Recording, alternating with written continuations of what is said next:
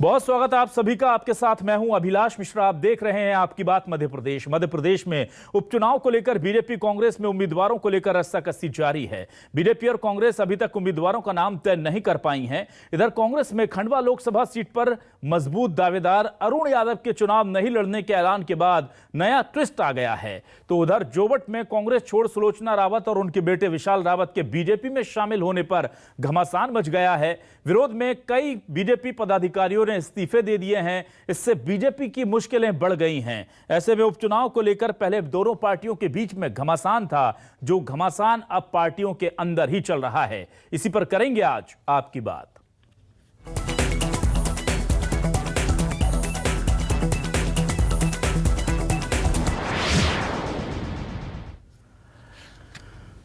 तो आइए सबसे पहले कांग्रेस की जो मुश्किलें हैं उसके बारे में बात कर लेते हैं। अरुण यादव ने क्या कहा जब उन्होंने अपना नाम दावेदारी जो थी वो वापस ले ली, और सुरेंद्र सिंह शेरा जो मन ही मन कहीं ना कहीं खुश हो रहे होंगे, वो क्या कह रहे हैं टिकट के बंटवारे को लेकर, सुनिए। मैंने अपनी उम्मीदवारी मेरे निजी कारणों की, पारिवारिक कारणों की वजह से विड्रॉ की है। मुझे सदैव सभी नेताओं का, अध्यक्ष जी का और वरिष्ठ नेताओं को आशीर्वाद प्राप्त हुआ, मेरे परिवार को प्राप्त हुआ है। मैंने खुद ने, आपने अगर 3 दिन पहले का मेरा ट्वीट देखा होगा, मैंने कहा था कि किसी निष्ठावान कांग्रेसी को मौका, नौजवान को मौका पुनः मिलना चाहिए। मैं 5 चुनाव लड़ चुका हूँ। डे 1 से मैं जानता हूँ कि वो नहीं लड़ेंगे। एक्चुअली में वो उनकी सोच है कुछ, मैं जानता था, मेरा कैलकुलेशन था कि वो नहीं लड़ेंगे चुनाव। अरे कारण से नहीं लड़ेंगे, बतला तो दिया, खुद ने तो बोल दिया पारिवारिक कारण से चुनाव नहीं लड़ूंगा। और आइए देखते हैं कि रवि जोशी ने क्या कहा है इस पूरे घमासान को लेकर। पैनल बनाकर दिल्ली हाईकमान को भेजा जाता है। माननीय कमलनाथ जी कल जब दिल्ली गए हैं तो सारा पैनल बना के दिल्ली ले गए। आज आलाकमान से चर्चा करेंगे। उधर बीजेपी में नरोत्तम मिश्रा और वीडी शर्मा क्या कह रहे हैं, आप भी सुनिए। किसी के भी जमीर पर आप चोट करेंगे तो वो अरुण यादव बनेगा। अरुण यादव जी के इनकार करने की पटकथा तो कमलनाथ जी के समर्थक बहुत पहले से लिख रहे थे। जब वो बता रहे थे कि उनकी 1000 एकड़ जमीन है, कॉलेज चलाने में व्यस्त है, स्कूल चलाने में व्यस्त है, तभी अरुण यादव जी की इनकार की पटकथा लिखी जा रही थी। उनको अध्यक्ष पद से हटा के खुद बन गए थे कमलनाथ जी अध्यक्ष। जहां तक अरुण यादव की बात है, मुझे ऐसा लगता है कि कांग्रेस के अंदर जिस प्रकार का ऊपर, चाहे सोनिया गांधी या राहुल गांधी किसी और को नहीं आने देना चाहते, गांधी परिवार के अलावा कांग्रेस में कोई नहीं आ सकता, इसी प्रकार से मध्य प्रदेश के अंदर या तो दिग्विजय सिंह जी के बेटा रहेगा या कमलनाथ जी का बेटा रहेगा। तो ऐसे लोग कहां बचेंगे? इसलिए अरुण यादव जी जैसे लोगों को भारी करेंगे तो मुझे लगता है कि ये कांग्रेस का मूल चरित्र है, उस पर शायद वो काम कर रहा है। तो आइए देखते हैं क्या है हमारे आज के सवाल। न्यूज़ 24 मध्य प्रदेश छत्तीसगढ़ के आज के सवाल हैं।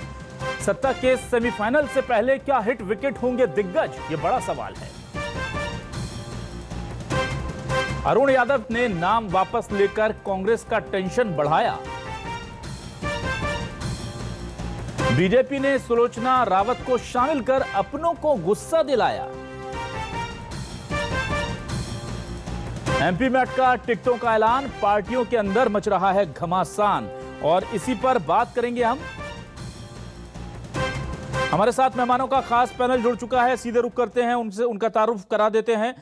हमारे साथ सतीश सिकरवार जी हैं, कांग्रेस विधायक। बहुत स्वागत है सतीश जी आपका न्यूज़ 24 मध्य प्रदेश छत्तीसगढ़ पर। हमारे साथ जुड़ चुके हैं रजनीश अग्रवाल जी, बीजेपी के प्रदेश मंत्री हैं। बहुत स्वागत है रजनीश जी आपका न्यूज़ 24 मध्य प्रदेश छत्तीसगढ़ पर। हमारे साथ सुरेश शर्मा जी हैं, वरिष्ठ पत्रकार हैं जो सियासत की नब्ज को समझते हैं। सुरेश जी बहुत स्वागत है आपका भी न्यूज़ 24 मध्य प्रदेश छत्तीसगढ़ पर। और हमारे साथ खास मेहमान अभिजीत मोंटी डावर हैं, जो अलिराजपुर के पूर्व बीजेपी जिला युवा मोर्चा अध्यक्ष हैं। और जैसा कि हमने देखा कि सुलोचना रावत जब बीजेपी में आती हैं कांग्रेस से अपने बेटे के साथ, तो वहां पर पदाधिकारी जो हैं वो इस्तीफों की झड़ी लगा देते हैं। उनमें से एक अभिजीत मोंटी डावर भी हैं, और वो यहां तक कह रहे हैं कि वो निर्दलीय चुनाव लड़ जाएंगे। उनसे भी हम बात करेंगे। सबसे पहले मैं आता हूं सतीश जी आपके पास, क्योंकि कांग्रेस को लेकर के, खासतौर से अरुण यादव को लेकर के बहुत सारी बातें हो रही हैं। तो मैं आपसे जानना चाहूंगा सतीश जी कि क्या वाकई में वरिष्ठ नेताओं की अब कोई जगह नहीं है पार्टी में टिकट के लिए, कभी मंत्री पद के लिए? ऐसे नेताओं की इस तरह से अनदेखी हो रही है, भले ही कोई कुछ कहता नहीं है लेकिन समझते तो सब हैं। देखिए, कांग्रेस पार्टी का जो नेतृत्व है वो मंथन करके, विचार करके यहाँ से जो पैनल बनाता है उस पैनल पे मोहर दिल्ली से हमारी कांग्रेस की वरिष्ठ नेता और राष्ट्रीय अध्यक्ष सोनिया गांधी जी मोहर लगाती है, तब उस प्रत्याशी का चयन होकर नाम घोषित होता है। और जो रहा सवाल वरिष्ठ नेतृत्व का उपेक्षा हो रही है नहीं हो रही है, वरिष्ठ नेतृत्व ही मध्य प्रदेश में तय करता है कौन चुनाव लड़ेगा नहीं लड़ेगा। और जिस मामले को लेकर ज्यादा प्रचार किया जा रहा है उस मामले को लेकर मैं कहना चाहता हूं, अरुण यादव जी हमारे पार्टी के वरिष्ठ नेता हैं। हो सकता है उन्होंने जो कहा होगा, उनको पारिवारिक कोई समस्या रही होगी, इस मामले को लेकर उन्होंने अपना बयान दिया होगा, लेकिन पार्टी जो निर्णय करेगी उस निर्णय को अरुण यादव जी से लेकर मुझ जैसा छोटा कार्यकर्ता कोई भी उस आदेश को मानेगा। हम सब पार्टी से सतीश जी देखिए, सबको पता है कि वो उपचुनाव की तैयारी में जुट गए थे, वो फील्ड पर निकलने की बात कर रहे थे, वो लगातार कह रहे थे, लेकिन जब आला कमान उन्हें संकेत ही नहीं देगा तो इंसान क्या करेगा? फिर वो ये तो नहीं बोल सकता कि मुझे टिकट नहीं दिया जा रहा है या मेरे टिकट में अड़चनें पैदा हो रही हैं। कोई भी सम्मान बचाने के लिए क्या उसके पास विकल्प रह जाते हैं ऐसी स्थिति में? नहीं, इसमें पार्टी ये भी तय करती है कौन जीत सकता है, कौन जिताऊ प्रत्याशी है। अगर अरुण यादव जी का नाम सर्वे के माध्यम से आएगा तो उनका टिकट कोई नहीं काट सकता। ठीक है, उनके मना करने के बावजूद भी पार्टी उनको मना के टिकट देगी।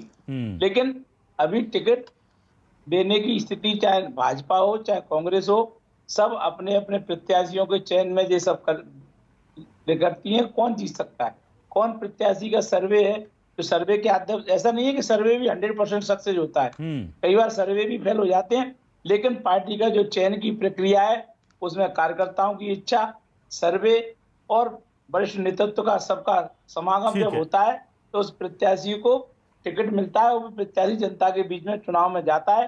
अभी कोई न तो कांग्रेस पार्टी ने घोषित किए हैं प्रत्याशी, न बीजेपी ने, और कांग्रेस पार्टी ने बल्कि अपने एक टिकट जो घोषित किए है पृथ्वीपुर की कर दी। ठीक है जी सर, 2 टिकट बचे हैं विधानसभा के, उनको भी घोषित हो जाएगी, लोकसभा भी हो जाएगा। अभी भारतीय जनता पार्टी में तो घमासान मचाई है, वो तो अभी घोषित ही नहीं कर पाए। ठीक है, रजनीश जी मैं आपके पास आता हूं।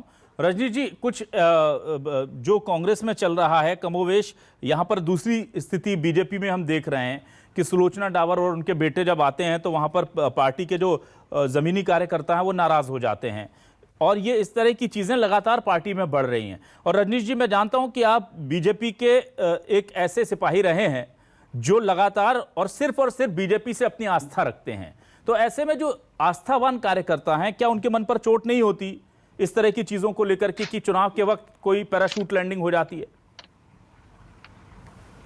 देखिए, पहली बात तो ये है कि कांग्रेस का घमासान केवल कांग्रेस के भीतर तक सीमित नहीं है, सड़कों पर है, बयानों में है, खुलकर निर्णयों में दिखाई पड़ रहा है। अरुण यादव जी का ये इनकार करना कि वो चुनाव खंडवा लोकसभा का नहीं लड़ सकते पारिवारिक कारणों से मामूली बात नहीं है, क्योंकि उसके पहले जैसा आपने भी उल्लेख किया कि वो मैदान में उतर चुके थे, तमाम प्रकार की तैयारियां उनकी जारी थी, बैठकें, प्रशिक्षण, तमाम प्रकार के कार्यक्रम सोशल मीडिया के माध्यम से जग जाहिर हो रहे थे।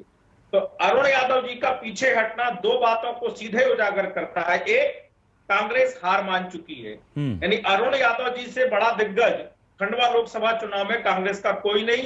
जब उन्होंने अपने हाथ खींच लिए तो इसका मतलब है कांग्रेस के हालात अच्छे नहीं है।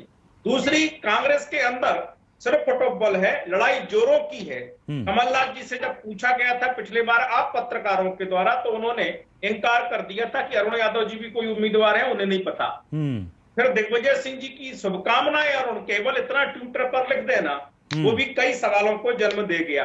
इसके बीच में श्रीमान सेरा जी जो विधायक निर्दलीय हैं लेकिन पीढ़ीगत कांग्रेस के हैं, उन्होंने जो टिप्पणियां की थी कि अरुण यादव सक्रिय नहीं रहते, वो भी कई सवालों को पैदा करने वाला कथन है, और यही कारण है कि उन्होंने अपनी उम्मीदवारी वापस ले ली।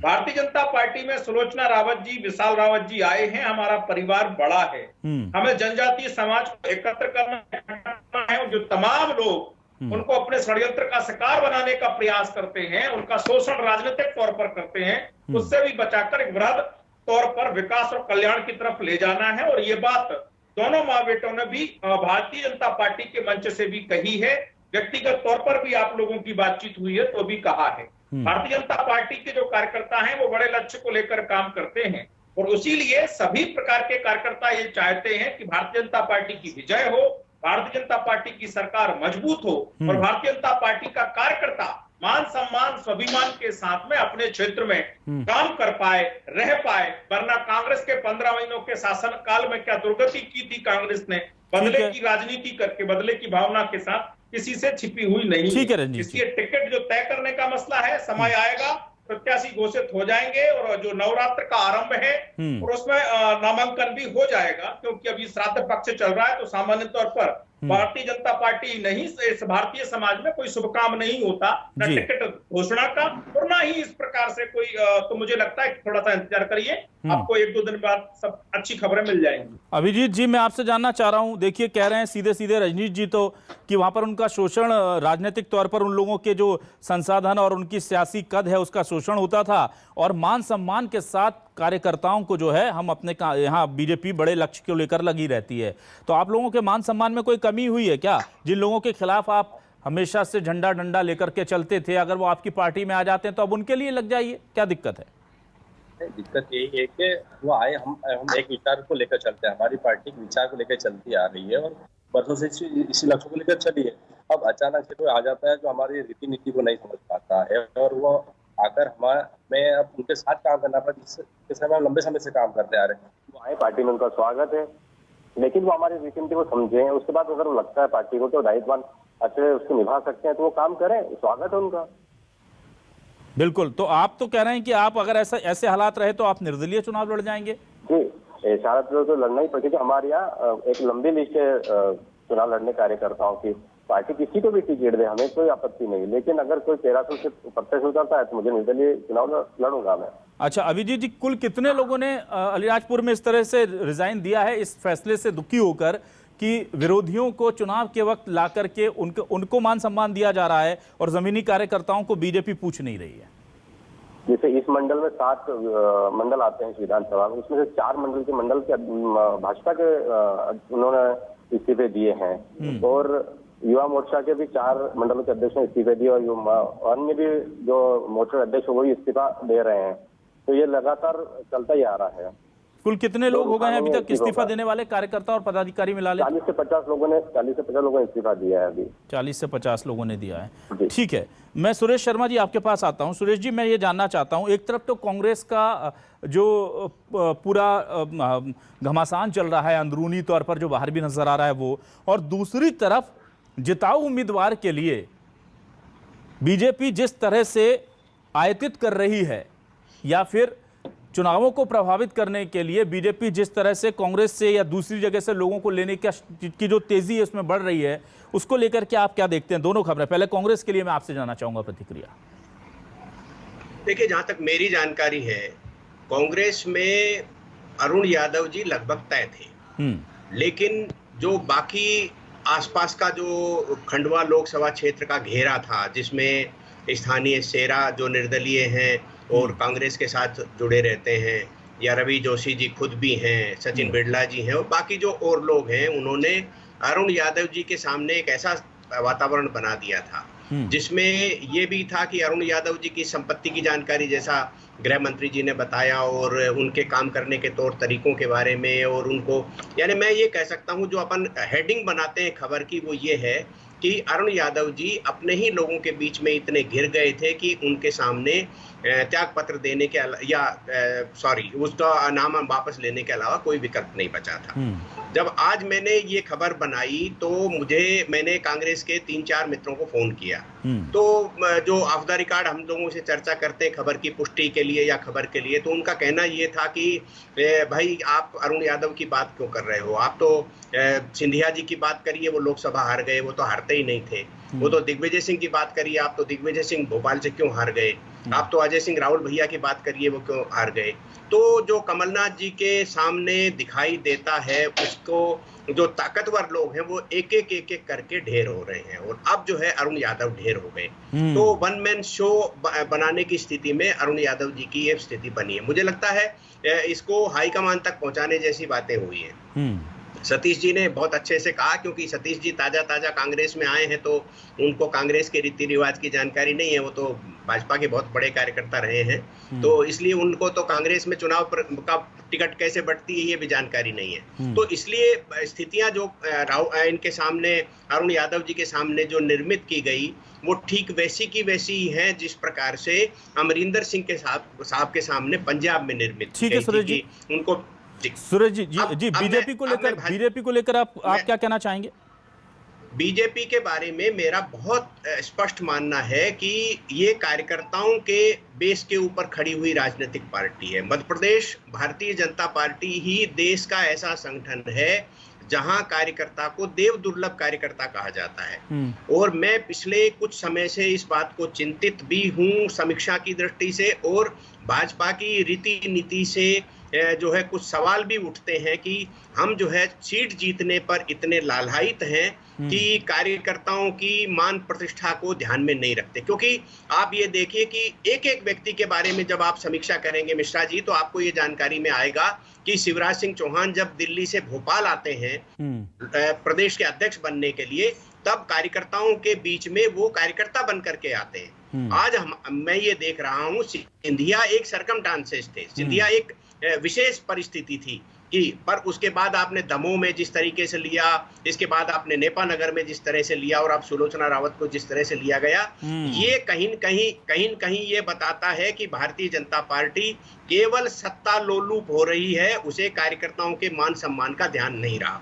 आप कार्यकर्ता तैयार करिए, लेकिन इस बात के साथ मैं ये जरूर जोड़ना चाहूंगा कि भाजपा आदिवासी अंचल में अपनी पैठ बढ़ाएगी, क्योंकि उसके पास इसका बहुत ज्यादा जो है काम कार्यकर्ता नहीं है, काम नहीं है। इसलिए ये कहीं एक एंगल जरूर मुझे दिखाई देता है, लेकिन मैं ये मानता हूं कि जो मूल कार्यकर्ता है वो शिवराज जी के इस कार्यकाल में अपने आप को असहज, या यूं भी कह सकते हैं कि वो अपने आप को ठगा हुआ महसूस कर रहा है कि ये सत्ता आखिर भाजपा की है या किसकी है। ठीक है सर। सतीश जी, क्या हम ये माने कि बीजेपी आपके जीत सकने वाले उम्मीदवारों को डोरे डाल करके अपनी पार्टी में इसलिए बुला लेती है क्योंकि उसे जीत की प्रबल संभावना लगती है? और अगर ऐसा माने तो फिर हमें यह भी मानना पड़ेगा कि आप लोग जानबूझ करके अपने जिताऊ उम्मीदवारों को अपने पास नहीं रखते, उन्हें सम्मान नहीं देते, और उन्हें मजबूरी में जाना पड़ता है। टिकटों का ही जब तय नहीं होता, और जाहिर सी बात है हम देख रहे हैं चाहे वो मंत्री पद हो चाहे टिकट्स हो, इसको लेकर के जितना घमासान हुआ है और जितना नुकसान कांग्रेस का हुआ है, ये सारे हिट विकेट हुई है कांग्रेस, ऐसा लगता है इन चुनावों में। देखिए ऐसा है, अभी राजनीति के जो मायने जो परिदृश्य राजनीति का है, उसमें कोई भी काम करने वाला कार्यकर्ता किसी भी पार्टी में किसी भी दल में जब वो राजनीतिक क्षेत्र में काम करता है तो हर व्यक्ति के मन में चुनाव की लड़ने की इच्छा होती है और चुनाव लड़ना भी चाहता है, लड़ना भी चाहिए। और पार्टी इन सब विषयों पर चर्चा करती है, देखती है, विचार करती है कौन जीत सकता है, इसके लिए पार्टी मंथन करती है और जिताऊ प्रत्याशी को टिकट मिलता है। लेकिन कई बार परिस्थितियां बदलती रहती हैं किसी विशेष क्षेत्रों में। अभी जो देखने को मिला है कि भारतीय जनता पार्टी, जैसे कि अभी हमारे विश्लेषक महोदय ने कहा कि भारतीय जनता पार्टी सत्ता की लोलुपता के कारण आज पूरे देश में धनबल का, बाहुबल का, सत्ता का, पैसे का लोभ लालच देकर कई दलों से लोगों को आयातित कर रहे हैं। ना सर, इसके पीछे धनबल, बाहुबल आपके आरोप सतीश जी मुझे स्वीकार हो सकते हैं, लेकिन इसमें फिर आप भी स्वीकार कीजिए कि सम्मान की कमी भी एक बड़ा रीजन है कि लोग चले जाते हैं।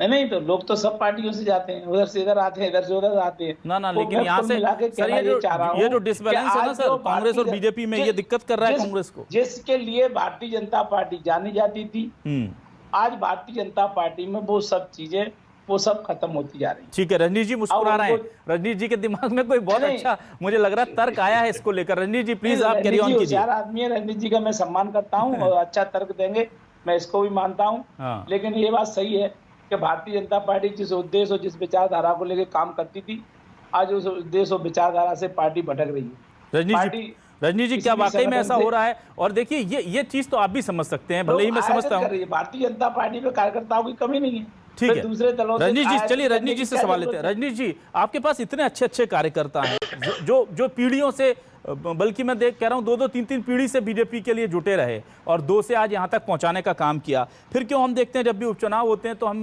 बीजेपी को कांग्रेस के प्रत्याशियों की, संभावित प्रत्याशियों की तरफ नजर उठानी पड़ती है? सर देखिए सतीश जी की एक बात जरूर कहूंगा कि भारतीय जनता पार्टी नहीं बदली है, आप उस तरफ चले गए हैं, इसलिए दूर से अब भाजपा को देख रहे हैं। आप फिर से आएंगे तो आपको भारतीय जनता पार्टी और भी अच्छी और भी मीठी और बहुत सुखद भारतीय आ भी जनता सकते हैं पार्टी सर, आपको उन्होंने कहा दिखाई आना देगी। जाना लगा रहता है, उन्होंने स्वीकार किया आना जाना लगा रहता है।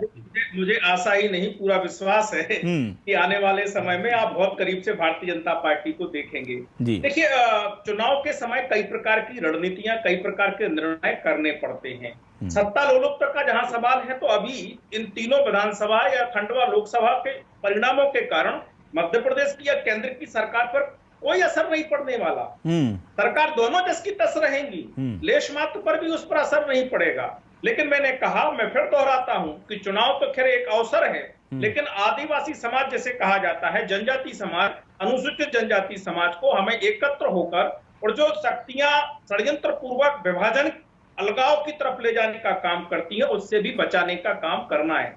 हमारे कार्यकर्ताओं का सम्मान और स्थान सुरक्षित रहे, हमें चिंता का विषय है, हम इस पर खड़े हैं। वो सही कहा सुरेश शर्मा जी ने कि हम कार्यकर्ता आधारित संगठन और कार्यकर्ताओं के आधार पर खड़े हैं, इसलिए उनके मान सम्मान का स्थान हम रखते हैं, रखे हैं और रखते रहे हैं। इसीलिए कई प्रकार के कार्यकर्ता जो दूर दूर तक कहीं कोई लॉबिंग नहीं करते हैं, उनको भी स्थान मिलने का काम इसी दौरान हुआ है, चाहे संगठन में हो या सरकार में हो या अन्यत्र स्थानों पर हो, आने वाले समय में भी होगा। अच्छा रजनीश जी, जो अलीराजपुर के 40-50 कार्यकर्ता, रजनीश जी अलीराजपुर के जो 40-50 कार्यकर्ता नाराज होकर के इन्होंने इस्तीफे सौंप दिए हैं, 4 मंडल अध्यक्ष हैं, जिला अध्यक्ष हैं युवा मोर्चा के, और भी बाकी लोग हैं, क्या इनको मनाने की, इनसे बात करने की पार्टी कोई कोशिश कर रही है? आप कह रहे हैं कि बहुत है हमारे पास, जाइए आप जहां जाना है, ऐसा कुछ है? देखिए ये तो कभी कार्यकर्ता से भारतीय जनता पार्टी का कोई भी बड़ा नेता सपने में भी नहीं कहेगा, और जो कहेगा वो भाजपा के साथ में द्रोह करेगा। जाइए आपको जहां जाना है, वो कहने वाला भाजपा का नहीं होगा जी, और कभी नहीं कहेगा। और एक बात मैं विनम्र निवेदन करूंगा आपके चैनल से, जो आपके पीसीआर में बैठे होंगे, कि सैकड़ों कार्यकर्ताओं ने त्याग पत्र दिए, सैकड़ों, एक विधानसभा जोबट में सैकड़ों कार्यकर्ताओं ने त्याग पत्र दिए, मतलब थोड़ा सा तो रहम करो। मुझे लगता है दूसरे मित्र बैठे हैं, उन्होंने भी कुछ बताया, कुछ आप भी बोल रहे हो, तो कम से कम इतनी बड़ी संख्या में मत बताओ कि जो बड़ा चढ़ा के प्रस्तुत हो चीजें। रही बात नाराजगी की, मनुष्य है, मनुष्य के नाते कई बार मन है, मन को मान सम्मान स्वाभिमान के कई बार सवाल होते हैं, लेकिन वो संवाद के माध्यम से ठीक हो जाते हैं। अभी तो कोई निर्णय हुआ ही नहीं, अभी तो कोई निर्णय हुआ ही नहीं। आने वाले समय में क्या करना है, कैसे करना है, भारतीय जनता पार्टी को भी जानती है। ठीक है अभिजीत जी, लास्ट में आपसे मैं बस 10-20 सेकंड में आप अपनी बात रखिए। क्या ये तय है कि अब आपका मोह भंग हो गया है पार्टी से, या अगर सुलोचना रावत को टिकट नहीं मिलती है और बीजेपी के किसी स्थानीय नेता को टिकट मिलती है, तब फिर आप पार्टी के साथ खड़े रहेंगे? बिल्कुल ईमानदारी के साथ उनके साथ कंधे से कंधा मिला के काम करेंगे। पार्टी अगर जो समर्पित कार्यकर्ता उसे टिकट देती है तो ठीक है। सुरेश शर्मा जी, क्या आपको लगता है कि यह वक्त दोनों के लिए, चाहे कांग्रेस हो चाहे बीजेपी के लिए, चुनाव के साथ साथ आत्मचिंतन का भी है, जो चुनाव के बाद होता है वो पहले ही कर लेना चाहिए? कि ऐसी क्या वजह है कि अरुण यादव जैसे वरिष्ठ नेता को यह कहना पड़ रहा है, और ऐसी क्या वजह है कि छोटे ऐसे जमीनी कार्यकर्ता जिनके दम पर पार्टी खड़ी है बीजेपी के, उन लोगों को इस्तीफे देने पड़ रहे हैं? तो दोनों पार्टियों को क्या चुनाव से पहले भी कभी आत्मचिंतन करना चाहिए?